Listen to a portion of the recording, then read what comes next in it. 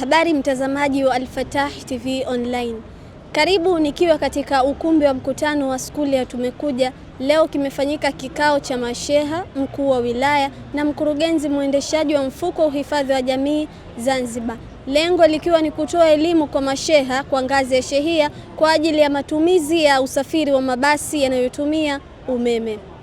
Mkurugenzi wa ZSSF Nasor Shaban Amir ameweza kueleza huduma na utaratibu wa mabasi haya utakavyokuwa.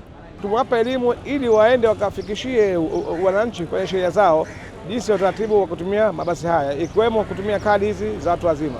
Kwa hiyo sasa hivi tunapenda kuambia wale watu wote ambao wana umri wa miaka 70 wakitaka hizi kadi za mabasi basi wafike kwenye sheria zao, aidha sheria ya mjini au sheria ya wilaya ya Magharibi, na atapatiwa utaratibu mzima wa kupata hizi kadi za watu wazima ambao wana umri wa miaka 70 na kuendelea. Usafiri huu tunatarajia utaanza tarehe 1 mwezi wa 8 2026 na utaanza kuanzia Buyu kupita njia ya Chukwani kuja Kijangwani na kuelekea Darajani au Malindi, na vile vile utaanza kiwanja cha ndege kupitia njia ya Kilimani kuja Kijangwani kuelekea Malindi.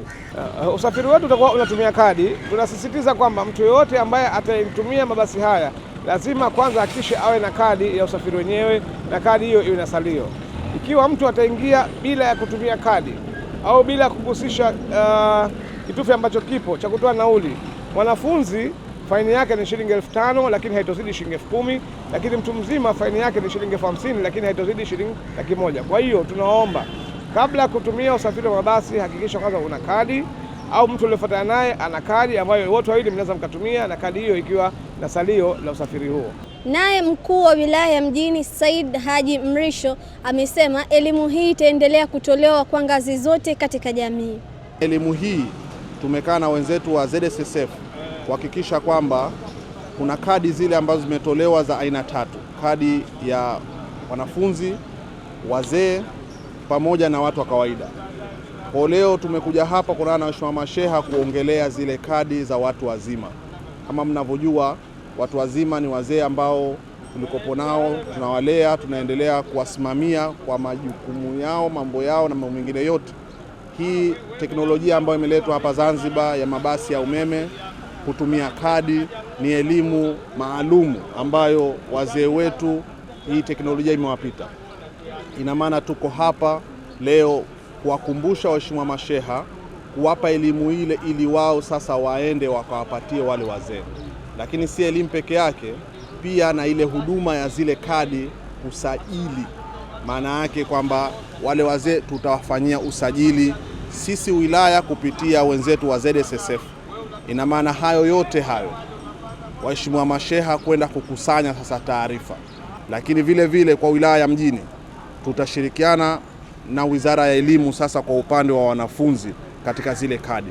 Nao masheha ambao ni mabalozi wa kupeleka elimu katika jamii wameweza kueleza watakavyofikisha huduma hii kwa wananchi.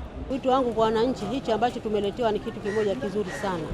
Kwa hiyo tunatakiwa tusikibeze, tusikipuuze, twende tukakifanyie kazi vile ambavyo kinapatikana ili tuweze kulinda miundombinu yetu. Jengine katika darasa hili limetufafanulia kila kitu kina utaratibu wake.